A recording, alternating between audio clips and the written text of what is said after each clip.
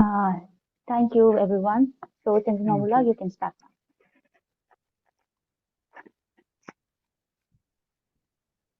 All right, replay.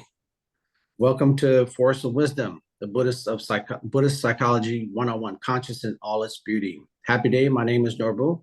In today's session, Venerable Dr. Pooja Dabral will be giving us these precious teachings on the elements of emotion and cognition.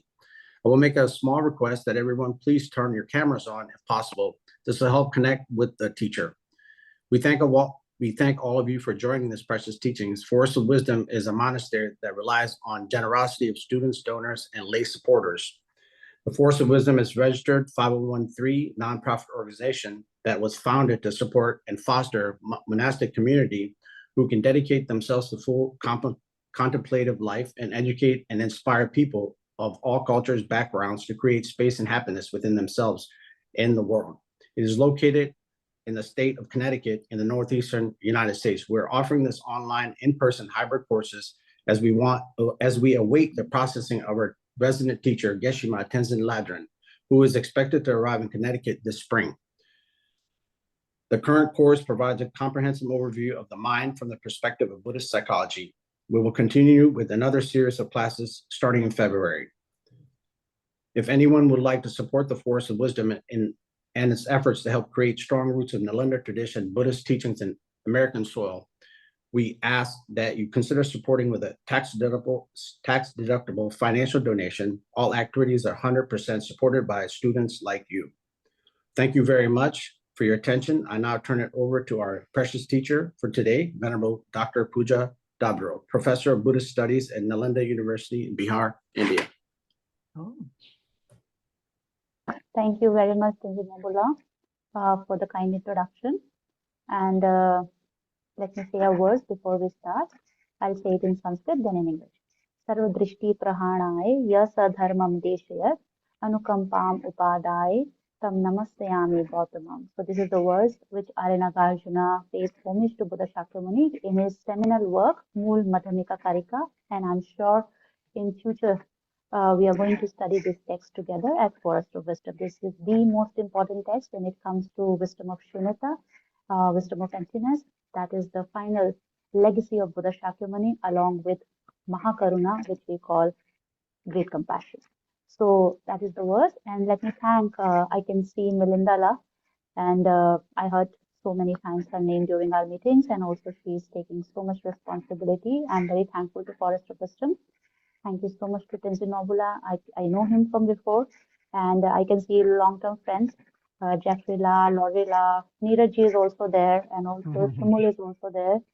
So I see many familiar faces, and also very, very new faces who have joined Forest of Wisdom.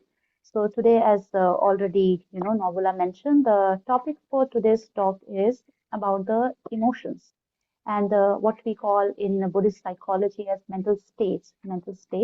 So before we go there, let me quickly share the PPT with you, and please one of you can just, or Nobula can affirm when you see the PPT on the screen. Okay.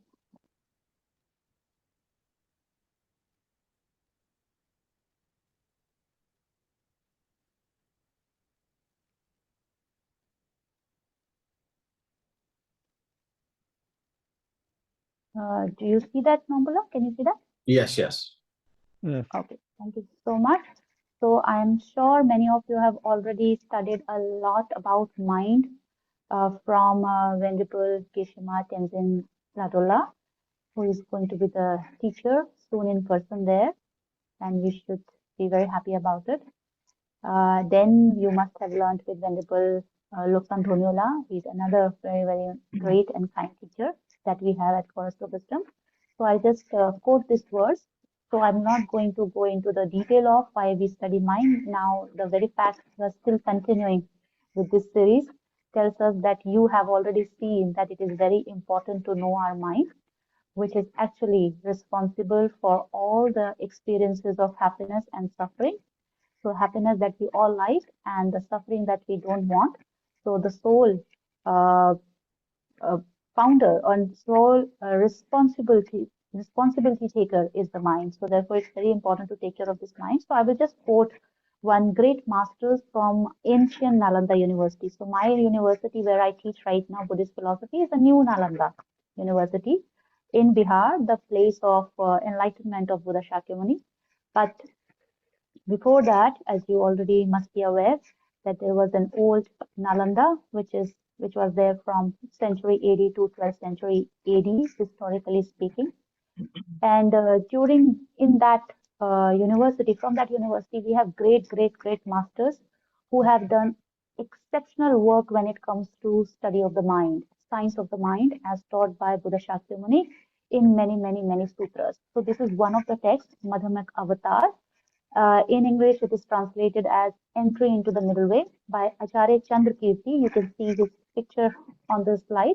And there he summarizes the purpose of studying the mind, where it's, I'm not sure if some of you know, are studying Sanskrit or, so I'm at university because students, they do PhDs and also they have interest in going into the source language. So I always cite the source language. So if somebody is interested, the references are there for you to go deeper into those main text, source targeted text. So this, in English it goes, it is the mind itself that constructed the sentient world, as well as the utterly diverse container world. So the Buddha taught that all beings are produced from karma. Without mind, there can be no karma. So why we should be studying mind is, as very clearly Acharya Chandrakirti says, from 7th century great Indian Nalanda master, he said that finally Buddha taught that whatever we experience, happiness and joy, as well as our surroundings, they are nothing but the result of our own actions. Karma means simply actions. Kra, right? It comes from the Sanskrit word kra, which means action. Actions.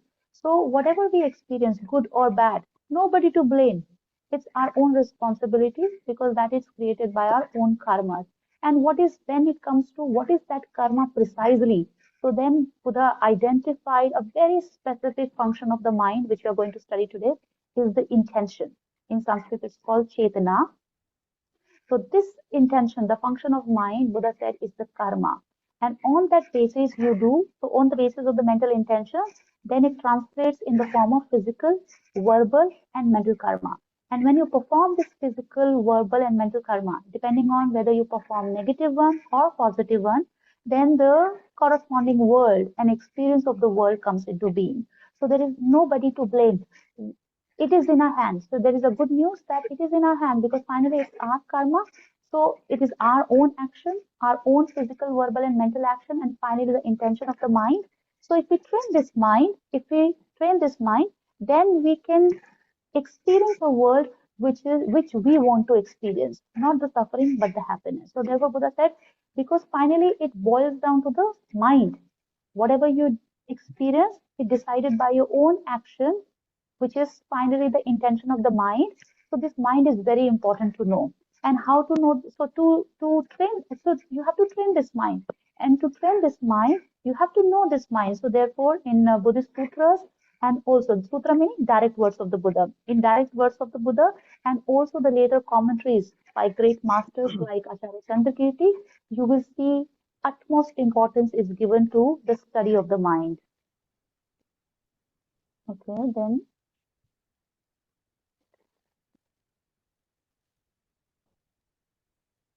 So now before we get into the mind and mental factors, mind and the functions of the mind, which is the topic for today, let us quickly do 5 minutes or 2 minutes actually. What you call is the very simple preliminary meditation, which you can use. I would kindly request if everybody can mute. This will be very helpful. Yes, thank you very much. So we'll just do the very quick, I'll introduce a very preliminary form of meditation on Brahma Viharas. Brahma Viharas, in other words, it is called immeasurables. How to cultivate the mind of immeasurable love and compassion. How to cultivate the mind which has no boundary when it comes to circle of affection. So right now our love is very much limited to our own family, right? And at the most one person, even not entire family. It's just either brother, sister, mother, father, or sometimes one very good friend or our spouse. or our friend, right? That's it. So if we see, so this is very simple psychology. When you're sitting with that person who you love so much, right? So you feel very relaxed. You feel that this person is not going to judge me, right? Whether I do wrong things, whether I do right things, this person is not going to judge me. If I do wrong things, this person will tell me what is right. If I do right things, this person is going to appreciate me. And this person will never deceive me, will always help me, right? So when your love and affection flows to one person, and then when you're sitting with that person, you forget all your pains, all your anxieties, all your stress that you have experienced in your office hours, with your boss or with your colleagues or with some difficult people which you have to deal with in your job, right? So now what is happening with the mind? Why with one person it just simply relaxes, whereas with other people it shrinks.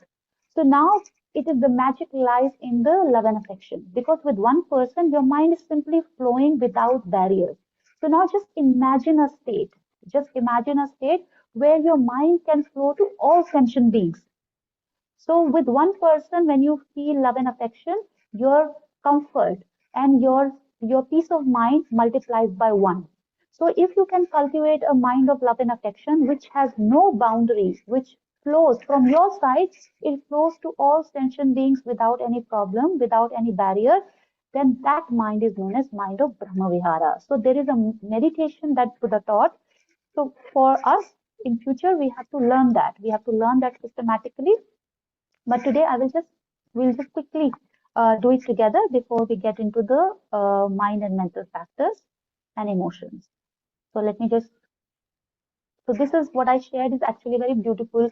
Uh, you must have seen Buddha sitting in the Dhyan Mudra, the mudra or the posture of meditation. So these are the 7 features of Buddha's meditative posture, which are explained in Acharya Kamalishil's text. So later on, if you are interested, we will definitely go into this.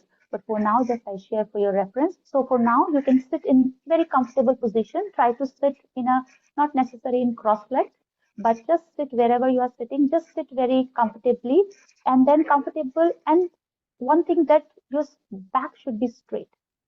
So this the benefit of this back straight, you will realize only over the time. Initially, to keep the back straight, if you have the habit of, louching, then crouching, then you feel little pain. But if you keep your back straight, it is straight does not mean you have to be very stiff. It should be very flexible. You can move your body like this. Just see if it is very flexible.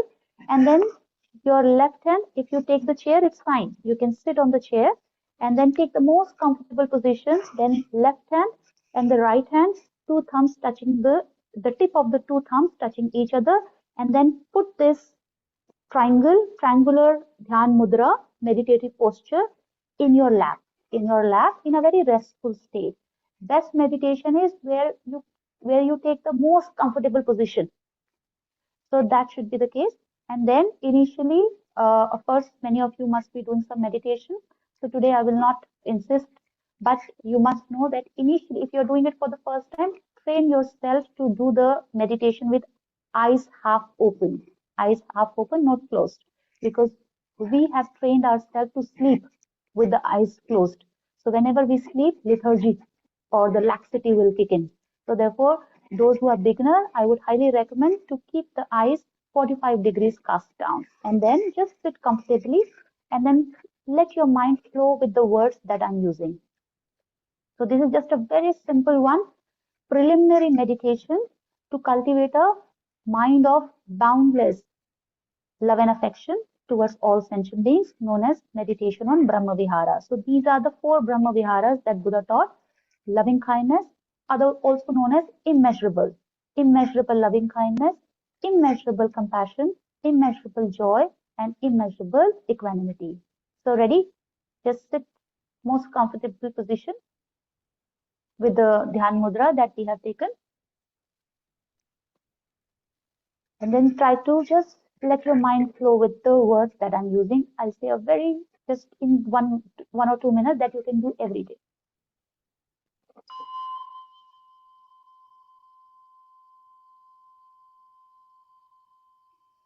Okay, and to make your meditation very, very productive, First, set the inspiration. And in the form of inspiration, you can, in the sky, in the space in front of you, you can visualize Buddha Shakyamuni or any other enlightened being who is a source of inspiration for you to cultivate this boundless love and affection. Then, because we are cultivating boundless love and affection, just imagine that all your family members are sitting besides you. They are sitting with you, and also just imagine that they are sitting with you and also taking part in this meditation. Don't limit your love and affection to your family members. Think about your neighbors, at least all the classmates that we have today. Just think of them sitting in the same position as you are. Then your neighbors, then all beings in your city, in your country, in all different parts of the world, then in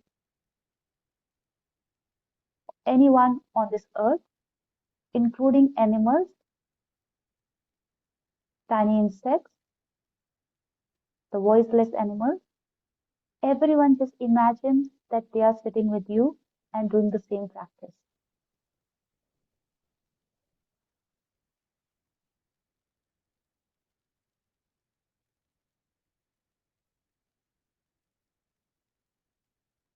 And especially if you feel aversion or anger or any kind of stress with anybody, include that person in this circle of love and affection.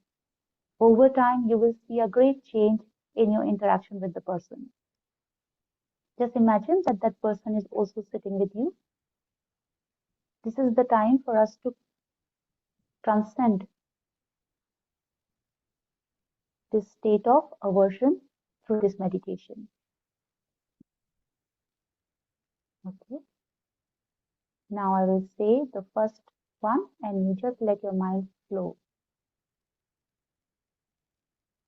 May I be happy.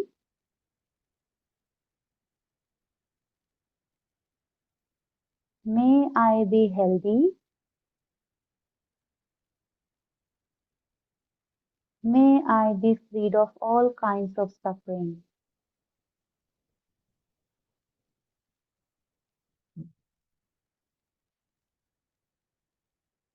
Then imagine that your focus goes to, from you, it goes to your near and dear ones who you love. And you are saying, just look at them, look in the eyes of each of your near and dear ones and say, repeat the same word. May you be happy. May you be healthy. May you be freed of all kinds of suffering.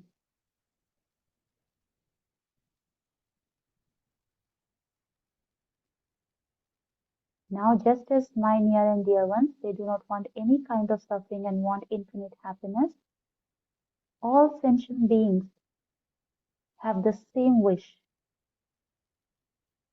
So just imagine that you're looking into the eyes of all the sentient beings sitting with you, particularly the difficult person, and you repeat the same reflection. May all beings be happy. May all beings be healthy. May all beings be freed of all kinds of suffering.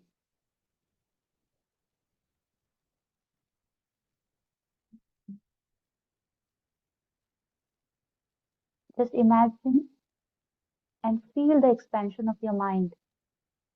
As the focus changes, the mind also expands from a point one to your circle of near and dear ones and to all sentient beings.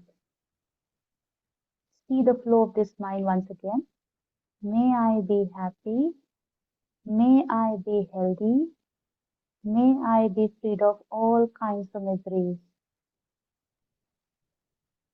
Move to your near and dear one sitting beside you. May you be healthy. May you be happy. May you be freed of all kinds of suffering. Now look at all sentient beings. May all beings be happy. May all beings be healthy. And may all beings be freed of all kinds of suffering. Just abide in this state of expansion of your mind, where your focus is not just you and your near and dear one, but all sentient beings.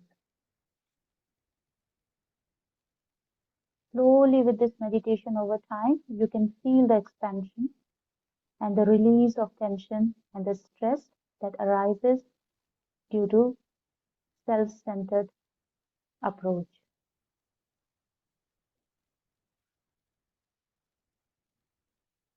Okay, slowly come out of the meditation.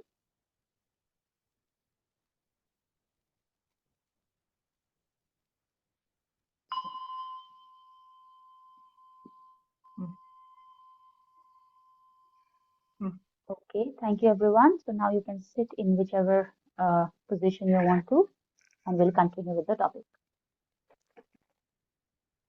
Okay, so now I think nature of mind is already explained, how in the Buddhist treatises, mind is explained to be a phenomena which has the aspect of clarity and has the aspect of knowing its object, in the cognizing its object. That is very important. So any mind, when you say something is a mind, how do I differentiate between my laptop and mind? So very clearly, mind should have two aspects. One, it should have the aspect of clarity, meaning whatever you think, it reflects on your mind very clearly, right? For example, let's say right now we thought about the sentient beings, or we thought about our neighbors.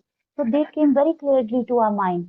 So if the surface of the mind is dirty, is not clean, that reflection cannot form. So one quality of any mind, any chitta, should be, it should have the aspect of clarity or luminosity.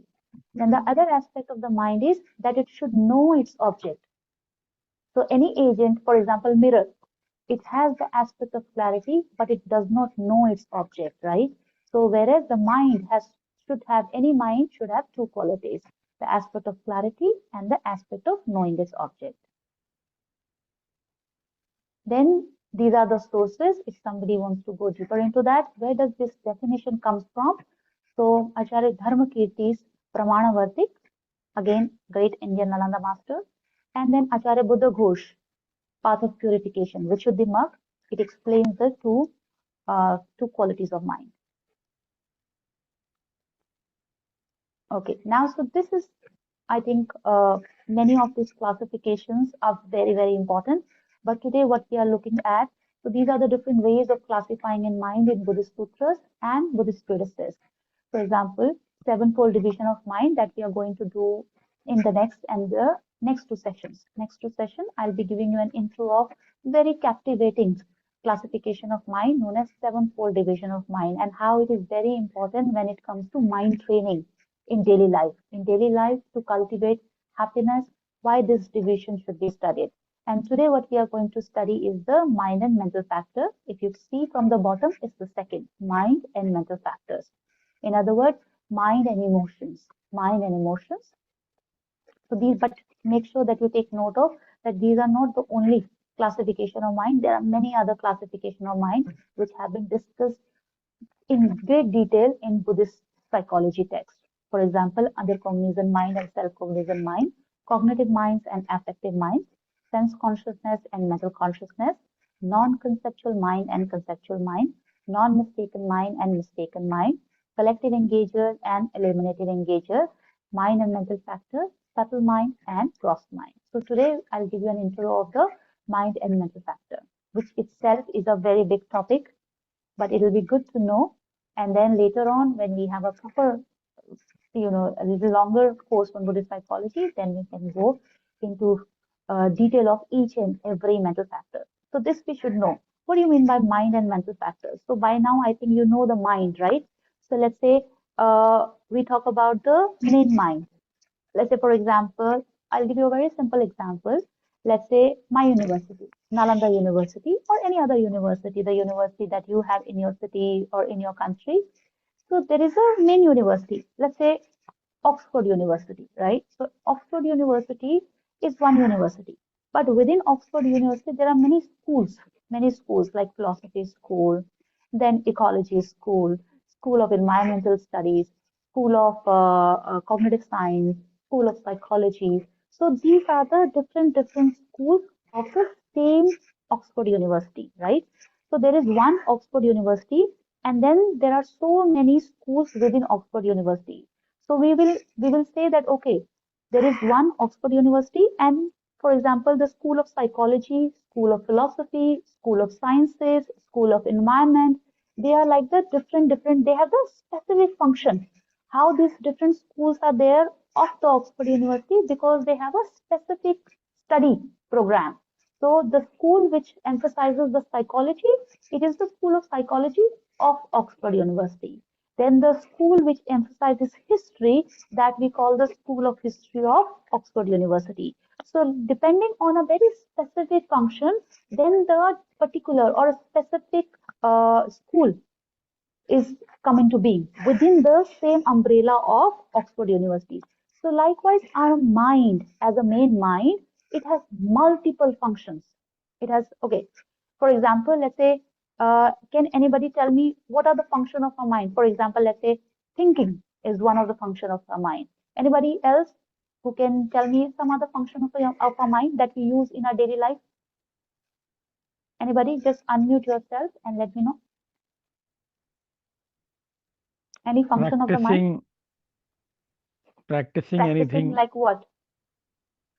even all the whatever we can do is through mind, daily life practice, everything. Can you give me one example so that others also have some examples? Meditations. For example, meditation. Like, for example, meditating on Brahma Vihara, meditating on loving kindness. This is one function of the mind. Any other function of the mind? How many of us have the experience of anger? If you don't mind raising your hand, those who have the experience of anger in life, okay, feeling agitated. Okay, I really want to see those who do not have that experience. I'll be very happy to meet that person who does not have that function. So this is also one function of, this is not our body. Body doesn't become angry. It's the mind that becomes angry, or the mind becomes agitated, stressed. So these are the different functions of the mind. Likewise, compassion. Some people, when they see other people suffering, their mind just simply flows to help them, right? So that compassion is also one function of the mind. Likewise, some people are so smart. When you teach them, you don't need to repeat 2 times. In one time, they would know this. So very sharp, very fast. So fastness, quickness, that is also one function of mind. Whereas some people, when they meditate, when they are not meditating, they can be awake whole night. Whole night they can watch some series, some web series, and they can be without sleep. But when you make them meditate, then immediately they will sleep. So sleepiness, drowsiness, this is also one function of mind. And some people, while they meditate, their mind is so alert. And then you make them see a movie, they will immediately feel lethargy or laxity of the mind. So these are the different functions of the mind that we see in different people. So how many such functions are there? So infinite functions are there of the same mind that you have. There are infinite, innumerable functions. But at some occasions, in some sutras, Buddha picked up only 51 mental functions. Only 51. Let me repeat it. At some occasions, in some sutras, in direct words of the Buddha picked up 51 functions, 51 such functions. Why only 51? Why not 52? Why not? So, of course, if you have studied a little bit of Buddhist psychology earlier, you would know even within Buddhist sutras, different classifications are there. In Pali Sutras, you will find the 52. In Abhidharma Kosh, you will find 42. In Trimsika, you will find 51. So there are different classifications. The idea is this is a very comprehensive, this one, like 51, is also very comprehensive classification. So Buddha picked up 51 such functions of the mind. On what basis? On the basis of, if you train them, if you regulate them, these will take us to the state of happiness and reduce our stress and anxiety. With that purpose, he picked up very specific 51 mental functions. So these are known as mind and 51 mental states. Let me repeat it. Mind and 51 mental states. So those who know a little bit of Sanskrit, mind is chitta and 51 mental states are known as chatsik. Chatsik. Okay, chitta and chatsik. So 51 such functions were enumerated by Buddha Shakyamuni, which are directly related if you can train them. First, you know them. First, our job is to know them so well. This is like knowing the map of your mind. And not all functions, those 51 functions which are directly related to your cultivation of peace of mind, happiness of mind, and reducing your stress and anxiety and distractions, right? So with that purpose, Buddha taught the 51 mental functions. And these 51, so very difficult to remember all 51. So then in compilations, in later compilations, they were compiled under 6 groups. These 51 mental functions, again to make it very easy for us, it is grouped under 6 different groups. Okay, so these are the 6 different groups. So how these 51 are divided? One is 5 omnipresent mental factors. In Sanskrit, sarvatrak.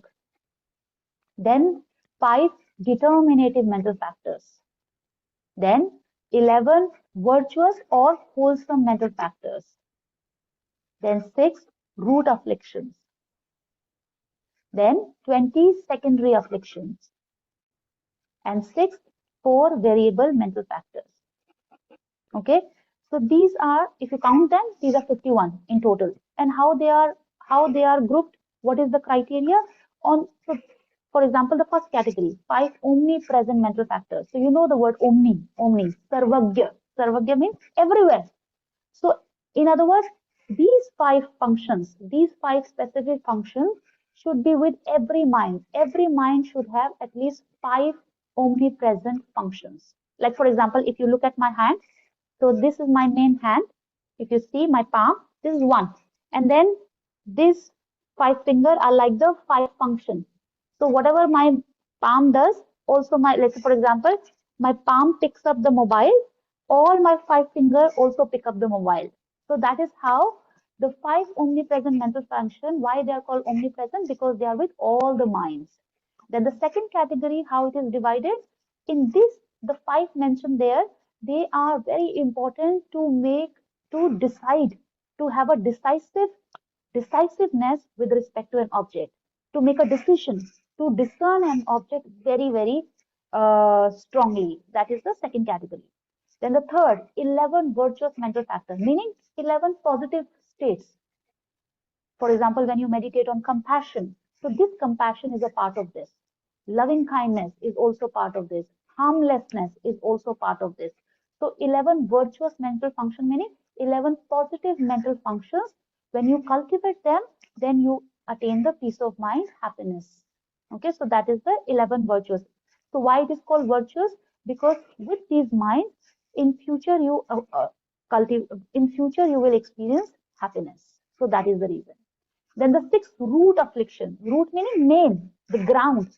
So root affliction. Affliction meaning destructive emotions like anger, jealousy, then attachment, and then ignorance. These are under the 6 root afflictions, meaning those mental functions which create suffering in future, which create pains in future, which create stress in future. These are the 6 root afflictions. And then what are the secondary afflictions? 20 secondary afflictions, meaning on the basis of the 6th root one, then other secondary afflictions also come into being. For example, on the basis of attachment, jealousy comes into being, right? So jealousy cannot be there if you do not have attachment to your pain. For example, let's say somebody gets a recognition and instead of feeling happiness, you feel low. Oh, why he's getting awarded? Why not me? So because you have attachment to your own pain, and when you don't get it, then the jealousy towards other person comes into being. So therefore, on the basis of the 6 main afflictions, main negative emotions, then 20 secondary afflictions like jealousy, hatred, belligerence, all these come into being. Then last is 4 variable mental factors. This is another very important category which we should know. Why it is called variable? Because depending on the object, depending on the motivation, it can become positive or negative. For example, regret. One of the very beautiful mental function is regret. Regret, remorse, regret. In Sanskrit, it is called kokritya, and Hindi, those who know, it's paschatap. So, depending on what you are regretting, let's say, you go to market and then you see a very poor child and the child is suffering because of hunger, and then you give some food. You had only, let's say, $10, and you buy some food with that $10 and give it to that child, and then you come back. And then you come back and you say, okay, your own child says, okay, I want some chocolate, and then you say, okay, I don't have anything, right? I already spent it and gave it to the poor child, and then you start regretting that, okay, because of my compassion, I became, I don't have any money for my own child, right? So if you regret something positive that you did, then it is negative. Whereas if you regret something negative that you did, it's positive. For example, let's say you used harsh speech towards your family member, your spouse, or your friend who is very kind to you, who loves you so much, but because of anger, you used very, disrespectful words, and then later on you regret it that I should not have done it. Then because you are regretting something negative, that is virtuous. So depending on what you are regretting, that regret becomes either wholesome or positive or negative. So those kind of mental states are put under this category, 4 variable mental factors. Okay. So Tenzin Nobula, how much time do I have? We have 19 minutes. Okay, thank you so much. So this is a very general presentation of how these 51 mental factors are grouped under 51, these 6 groups. And one more I would like to mention in the 6th one, which will be very helpful. 6th one, if you see 4 variable mental factors, so there is, besides the regret, there is one more called sleep. Sleep is also a function of mind, right? Your sleep is the function of your mind. So Buddha very clearly mentioned that some people, they wonder whether sleep is positive or negative. So sleep per se is very neutral. Sleep per se is very neutral. So this information is very important in our daily life. That's why I'm sharing it. So sleep falls under the 6th category, variable mental factor, variable mental function, meaning when sometimes sleep can be positive and sleep can be negative also, depending on what. So for example, it is said simply the text mentions or the sutras, the direct words mentions, before the sleep, what is your state of mind? That will affect your entire sleep. So some people before sleeping, they do, they do very positive things. Some people, they meditate, right, on, like, let's say, compassion, or some single pointed meditation. And then some, those who have learned emptiness, they'll meditate on it. And some people, they read something very, very good, something very virtuous, something very positive. So something very nice, right? So before, so what is your mental state before sleeping? That will make the sleep positive or negative. Whereas some people, before sleeping, they do all the planning, plotting. That, okay, tomorrow, this person, he gave me hard time during the day, during my job. So I will do this, tomorrow I will retaliate. Tomorrow I will say this and this. So you are planning, plotting how to take a revenge, right? And then with that emotion, negative emotion, you sleep. So that makes, even during the sleep, it is said it becomes negative, right? So sleep per se is not positive or negative, wholesome or unwholesome. It depends on the mental state preceding or before you sleep. So therefore, it is very important information that before sleep, make sure that you sleep with a very healthy, happy, positive state of mind. Sometimes, we sleep crying. Most of the time, I think, and that, okay, something sad happens during the day, and then you think about it, you ruminate over it, and then you cry, and then you feel very, very demoralized, unhappy, and then you sleep. So I can understand that, you must have, it's, nobody wants to be unhappy, right? So it must have been very, very difficult. But just before the sleep, if you sleep with a very unhappy state of mind, it affects the sleep also. And then the sleep being the variable mental factor, even the sleep can become very, very negative. So therefore, knowing this information, even if during the day you had a very difficult time, read something very positive, something encouraging, something courageous. How people, in the world, they have been, okay, today my boss was very unkind to me. My friend was very unkind to me. They said something very nasty to me. But look at the world, the world's happening. So when you compare your state of mind with theirs, the fear in the mind of those people, it's nothing. And then you think about these things, and then you think that, okay, it's okay, tomorrow will be a new day, right? And then you sleep with a positive mind. This is going to affect the entire sleep. Even during the sleep, the mind accumulates positive energy, positivity. So this is very important.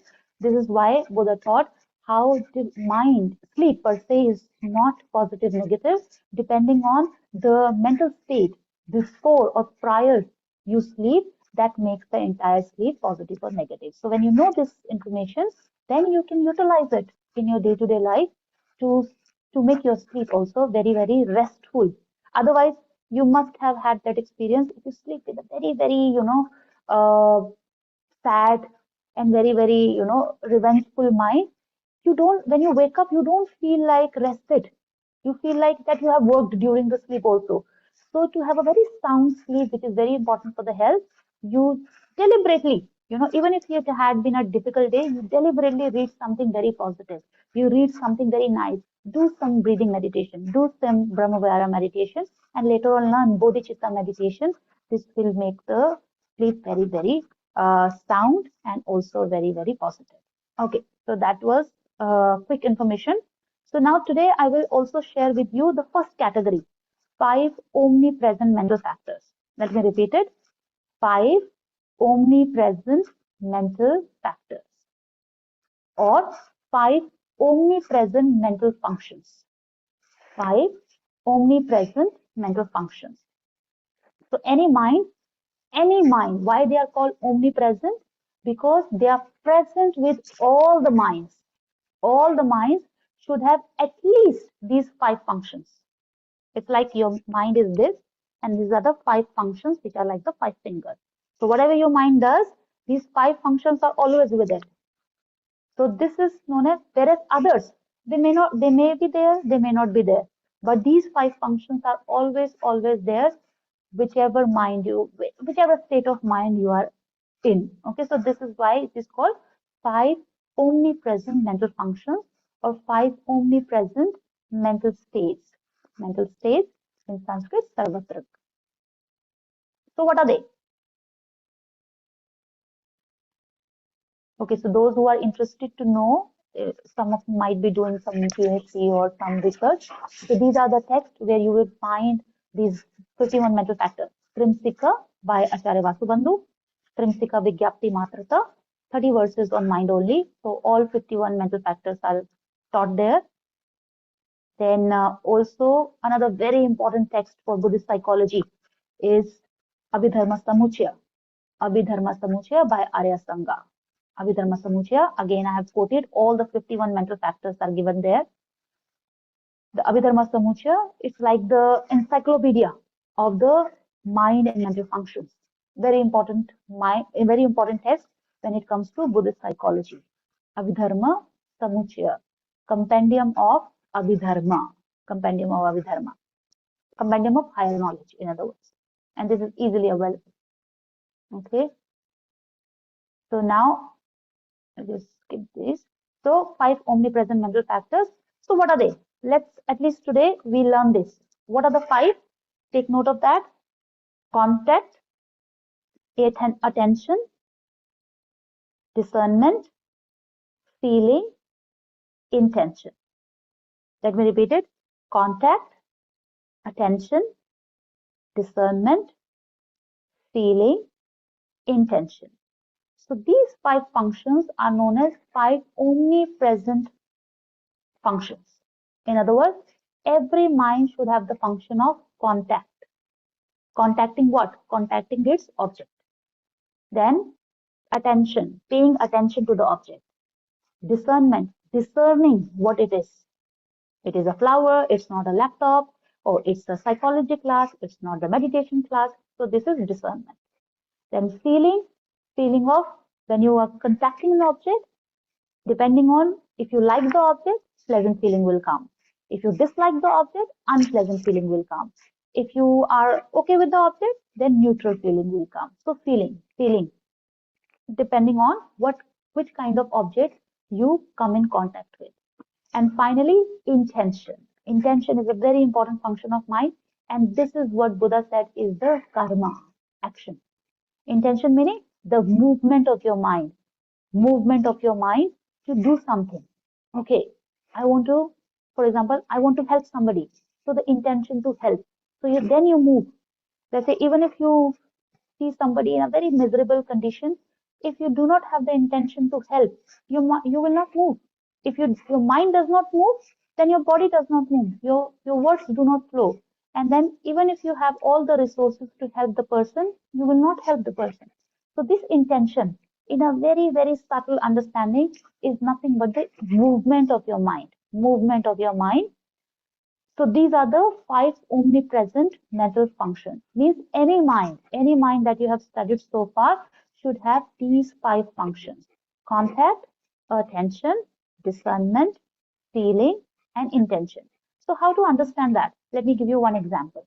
Let's say, which my teacher used to give and which I personally found very, very helpful to understand this 5 in a nutshell. So for example, let's say you are sleeping and then after the sleep, you wake up, you wake up and let's say first thing you see is your friend standing there and you have been very tired last night and you slept and then your friend wakes you up. Okay, it's the time to go to let's say it's the time to go to university. Okay, it's the time for our classes. So then you're very tired and then you see your friend. So first what happens is when you wake up, it's very blurry, right? So I'm just giving an example.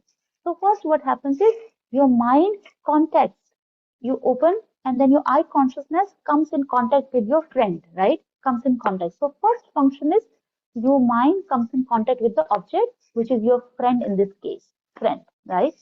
Then then you rub your eyes, right? You rub your eyes. Why are you doing this? Because you are not able to see very clearly who is this, my friend or my father or my neighbor. So then you just rub your eyes to what to pay attention. So then you try to pay attention. Then you realize, oh, it's not my father, it's not my neighbor, it's my friend. So attention. Attention is the another very important function of mind.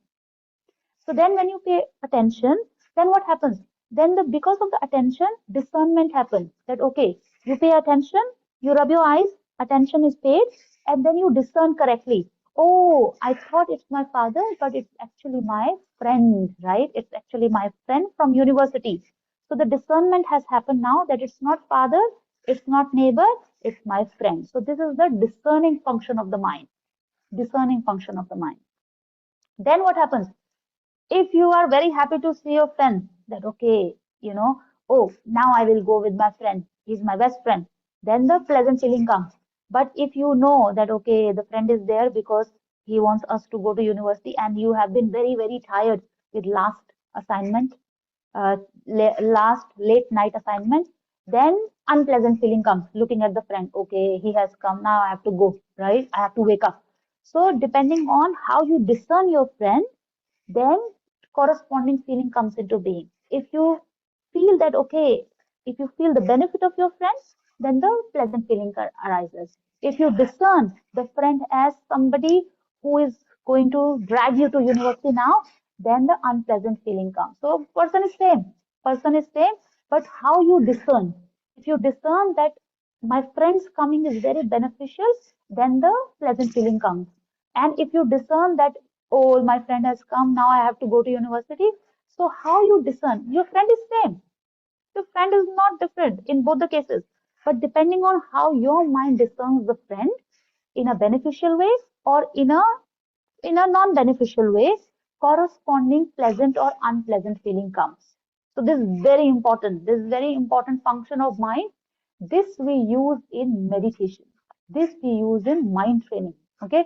So right now I'll not go there. I'll just quickly explain these functions. So now and then if you're okay, if it's not your best friend and also not long association, You see the friend and a very neutral feeling come and just say, okay, what happens? Why are you here? So depending on how you see your friend, same person you see as very beneficial or non-beneficial or as neutral. Depending on that, corresponding feeling comes into being. When you see something beneficial, pleasant feeling arises. When you discern something non-beneficial, unpleasant feeling comes. When you discern something neutral, neutral feeling comes. So this is the next function of the mind known as feeling. And then depending on this feeling, then the mind moves. Again, this is very important. So this will answer many of our questions. Some people say, I know I should not be lazy, but I cannot help it. I know I should not procrastinate. I should not delay my job, but I cannot help it, right? So these functions, if we learn very, very comprehensively, deeply, then these problems will be solved. So now, depending on now, if the pleasant feeling comes, then your mind, intention. Now, next function is movement of the mind. Then your mind will move towards the object. You will just jump out of your bed to hug your friend. Okay, finally you have come. Now it's the time to go together. Now, if you see the friend as non-beneficial and the unpleasant feeling comes, you might, you might just cover your face with the quilt. Okay, go back. I'm not waking up, right? So this is what? This is because of the unpleasant feeling, your mind does not move towards the object. The intention to retrieve, the intention to not to work, the intention to not to react, that comes. So that is movement of the mind in the opposite direction. Aversion. Aversion arises.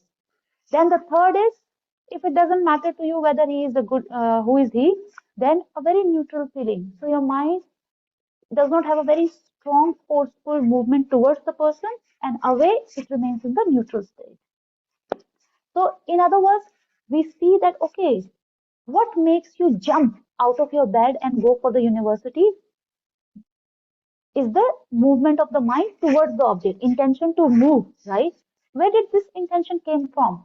This intention came from depending on the pleasant feeling. When you saw the friend, then the pleasant feeling, this pleasant feeling, the moment you have pleasant feeling, you feel like doing something, you feel like moving. So the feeling should be pleasant. And then where did this pleasant feeling came from? It's not randomly coming, depending on how you discern the object. If you discern the friend as very beneficial, as something very kind, as somebody who is very, very helpful to you, then the feeling is pleasant. So this discernment decides so many things in our life. In other words, the quality of our life is decided by two main mental factors, discernment and feeling. Because if the discernment is wholesome, then the feeling is pleasant. When the feeling is pleasant, then you feel like doing it. Whereas procrastination is what? Delaying is what? Laziness is what? Where you don't feel like doing something. Your mind does not move. Your mind moves away. So why? Because whenever you see the pile of your work, unpleasant feeling is coming. So then, why this unpleasant feeling is coming? Because you're discerning the word work as something non-beneficial, as something non-productive, as something not good for you, right? So, and then if you see this function of the mind, then our job is, so what, when we talk about mind training, meditation, what are we doing? Actually, with all the knowledge, information given in any tradition, not only Buddhist tradition, in any tradition, in any philosophical text and philosophical system, what we are trying to do is we are trying to change the discernment, this discernment function of the mind. You're trying to make this discernment very wholesome, very, very positive, so that what feeling that comes to you is very pleasant, and then your mind moves to do this. So, for example, some people who are addicted to alcohol, drugs, although they know this is very harmful for me, but they cannot quit. So, what is happening? Again, the discernment, although they see that, okay, it is negative, but it's not so strong that all the time that discernment comes, right? The discernment is replaced by, okay, I like it. I like it. And then the moment you see drugs, moment you see alcohol, pleasant feeling is coming. When the pleasant feeling comes, your mind moves and takes the drug. Whereas now, if you want to undo that habit, what you have to do, you have to make the discernment very, very powerful that this is not beneficial for me. This is very harmful for me. So you have to read more material, you have to meet with people, you have to do all the things which can change your discernment related to the drug, related to the alcohol. Oh, this is not good for me. So some people, let's say, who are into this, habits, and they want to change, they don't change over, they cannot change when they are in very young age. But let's say doctor tells them, okay, now if you don't stop taking drugs, then you might have problem with your heart, and then you might have to die. So over few months, person stops. So what has happened? Why person has stopped now so easily? Because the discernment has changed. That okay, this drug is not good for me. Although momentarily it gives me happiness, pleasure, but it is going to kill me. So the moment the discernment is that it is not beneficial for me, then the unpleasant feeling comes. When the unpleasant feeling comes, your mind, your intention, or your mind moves away from the drugs. So likewise, anything you want to do in life, for example, if you want to cultivate a very peaceful mind, you want to do some meditation, you want to cultivate some passion, what you have to do, change the discernment of the mind to see these objects as very beneficial. How to do that? Study more, meditate more. Slowly the discernment will change that, okay, these are beneficial for me. And laziness, procrastination, anger, jealousy, these are not beneficial for me. So when your mind gives into anger, you will feel unpleasant. When unpleasant feeling comes, slowly you will stop becoming angry. So this is how all the mind training are actually to change these two functions of the mind, to change the discernment of the mind. Something which is productive, which is helpful, which is beneficial, make the discernment wholesome, positive. And something which is non-beneficial, like all the root afflictions, destructive emotions, anger, jealousy, hatred, belligerence, make the discernment, oh, this is not good for me. So this is how, then when the discernment changes, corresponding feeling changes. When the corresponding feeling changes, then the intention to move away from negative emotions and intention to move close to the positive emotions will be built up. And then nobody has to tell you that meditate. You will meditate yourself because you see the benefit. So, and nobody will tell you that don't be angry. You will not be angry yourself slowly with this kind of training of the mind. Okay, so this is how we should know this 5 functions and utilize them in training of the mind.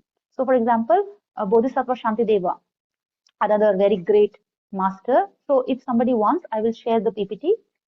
So, he mentioned how to use this 5 functions to train the mind in cultivating patience, in cultivating non-anger, or in stopping or creating an antidote to the anger. Okay, so for example, these verses I will read, and then I will leave it for some questions. So it says, okay, this is very important, how to cultivate patience. We are all bound to have suffering, right? Nobody can guarantee that tomorrow I will not suffer. Forget about after few years. Even tomorrow, I will not suffer. This guarantee is not there. This is the loss of freedom, right? That tomorrow I will not have headache. Tomorrow I will not have fever. Tomorrow I will not have a fight with somebody. Nobody can guarantee, right? Depending on causes and conditions, anything can happen. So now, when the suffering are bound to be there because of our own actions, then when the suffering are there, some people become very impatient, whereas some people have a lot of patience and they deal with the suffering, right? So what makes the difference? Their mind training. So it says, some, when they see their own blood, become specially brave and steady. But some, when they see the blood of others, faint and fall unconscious. These reactions come from the mind, being either steady or timid.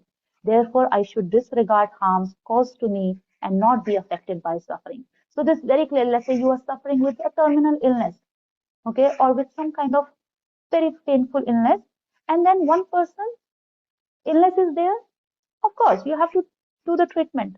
But already there is a pain of illness. On top of that, you add one more pain by becoming angry, by becoming very, very short tempered or anxietic about it. So this is extra pain that you are adding. So now Bodhisattva Shantideva is saying, so for example, let's say, you are going on the road and somebody meets with an accident and you see the blood.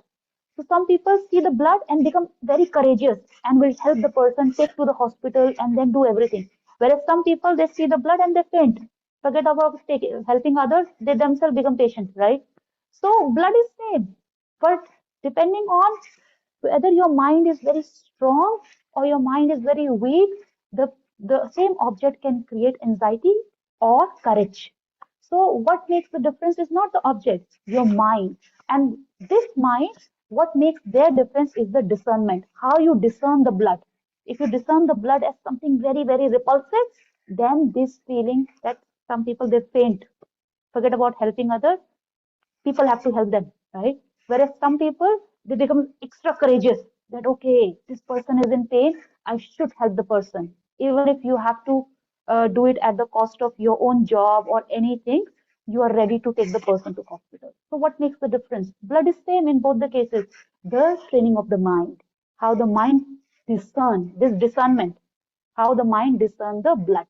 So therefore, you have to train this discernment to have the pleasant feeling with the good things, and then mind will move to do those good things known as intention. Okay, thank you everyone. So these are the 5 omnipresent mental factors. Nobula, do we have the time to take 1 or 2 questions? Yeah, if you're available, yes.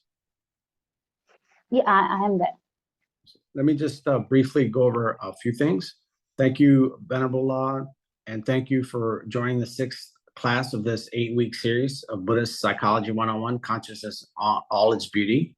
Please attend next week at the same time, where Venerable Dr. Pooja Dabral will teach about a more technical explanation of cognitive states as they relate to how genuine knowledge is produced in the human mind. Once again, if anyone would like to make a donation to support the Force of Wisdom, please use the link in the chat box or visit www.forceofwisdom.love. Force of Wisdom is entirely funded by the generous donations of the students. So Venerable Pooja Dabral will be taking some questions. Venerable Dabral, can you close the screen sharing that you have open? Thank you.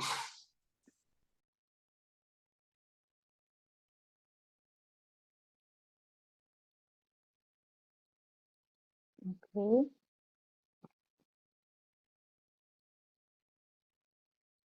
Okay, I'm not able to see the cursor now. Can we take the questions while I'm doing this so that we don't lose on time?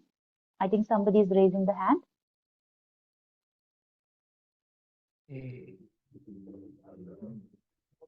Can I ask a question? Yes, please. Shamula has a question. Hello, Venerable Pooja. So if the omnipresent mental function of intention is karma, then that would mean that even sense consciousnesses, like the eye visual consciousnesses, create karma. So how can this? That's a very good question. Thank you so much. Yes, you're right.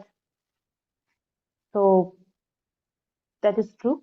All consciousnesses, sense consciousnesses, mental consciousnesses, every consciousness has a function to create, to move towards the object, away from the object, or remain neutral. That particular function is known as intention or karma. So that is true.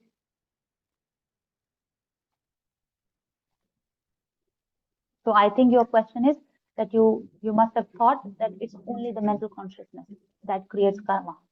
So now we have to learn that, okay, intention is something with all the minds. Any mind has the power to create karma, which is the simple action of the mind, whichever mind it is.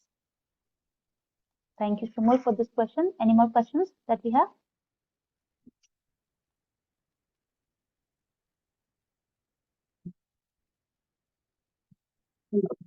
Oh, I have a question at here in the Force of Wisdom. I had a couple, 2 small questions. Venerable, Uh, Can you hear me? Nobula, I could not hear. I cannot hear very clearly. Can you help me with the question? Yeah. Okay, is there any way you can type out the question? I can read it. Can you hear me now? Can you hear me now?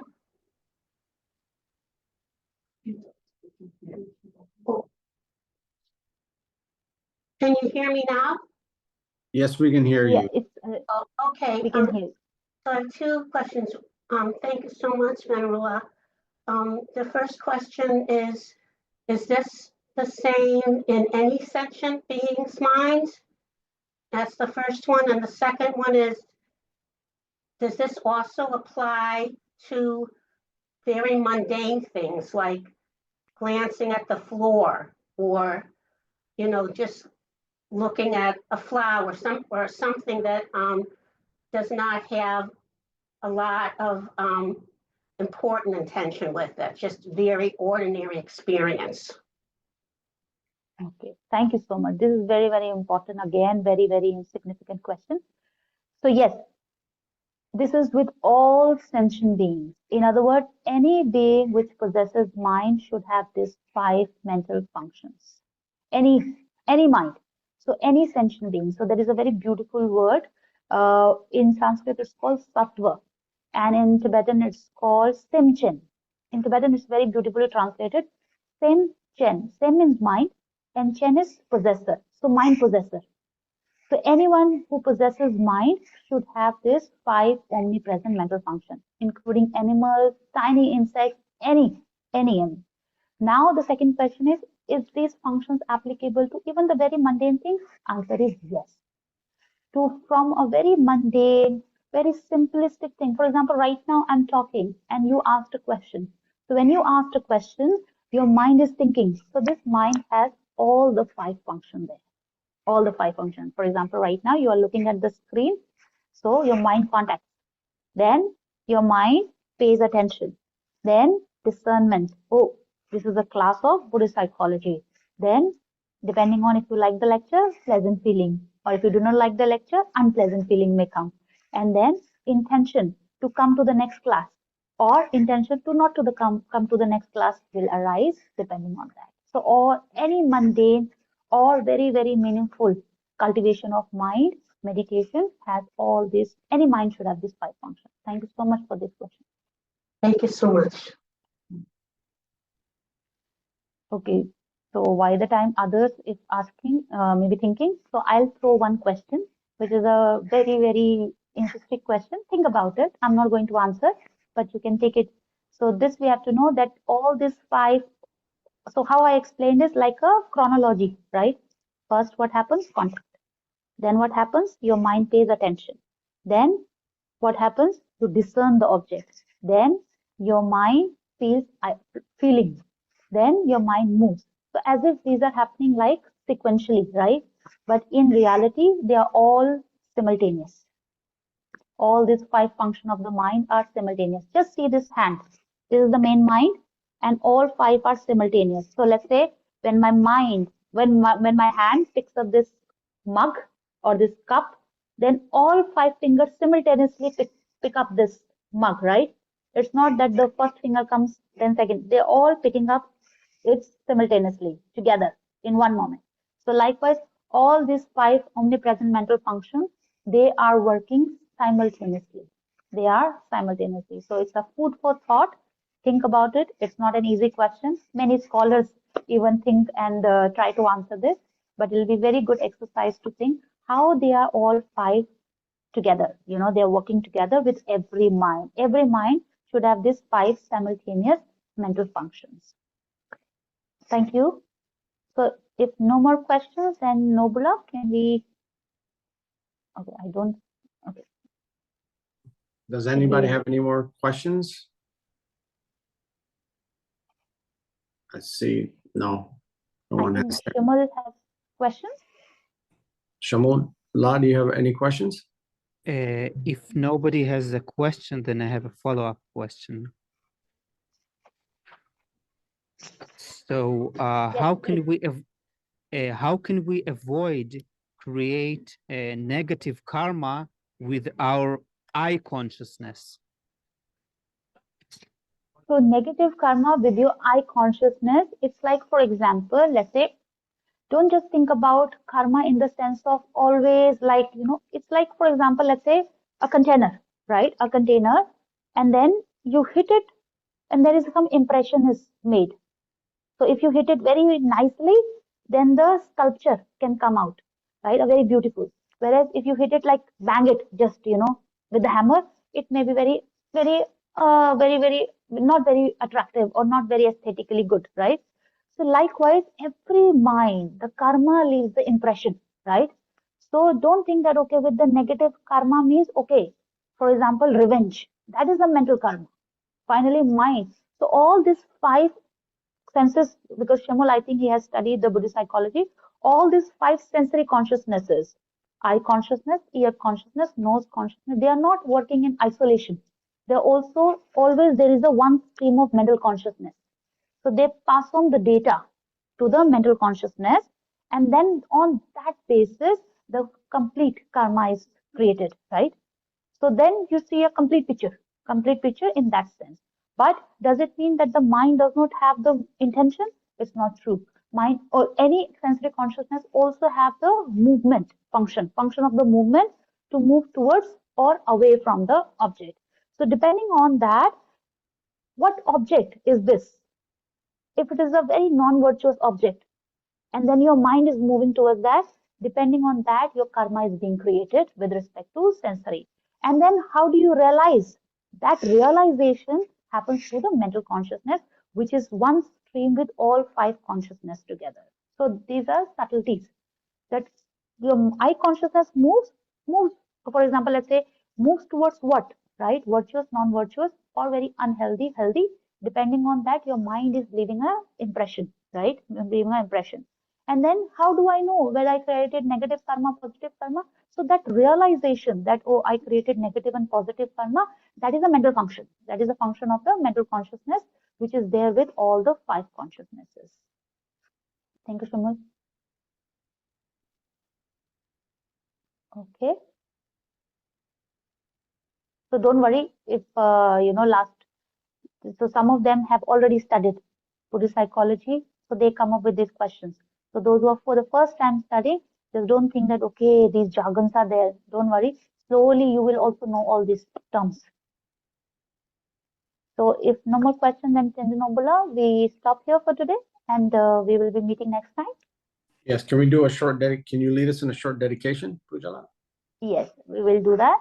So let us sit, and whatever the merit that we have accumulated by coming together. So we all have so many other things to do. Still, we take out time to be together here to learn something very, very productive, constructive, and how to train our mind so that we create happiness for ourselves and all sentient beings. So this is very positive space. So let us dedicate the merit that we have accumulated towards the happiness of yourself, your well-being of your family members, and all sentient beings in this universe. So with that, I will say first two verses in Tibetan and then in English for everyone. Chanchu Simcho Rinpoche, Ma ke Panam ke Gurche, ke Wanyam Pa Me Payam Kong Ne Kong Tu Thelver Show. In English, may the Supreme Bodhicitta, which has not a reason, arise and grow, and may which has a reason not diminish but increase forevermore. Then the another verse is about the wisdom. Tongni Tawa Rinpoche, Ma ke Panam ke Gurche, ke Wanyam Pa Me Payam Kong Ne Kong Tu Thelver Show. In English, may the supreme wisdom of emptiness, which has not a reason, arise and grow, and may which has a reason not diminish but increase forevermore. Thank you, everyone. Thank you so much, Nobula, for coordinating and moderating the session. And thank you to each one of you. Very, very nice to meet you all. And I hope to see you next time also, same time. Thank you. Thank you. Thank you.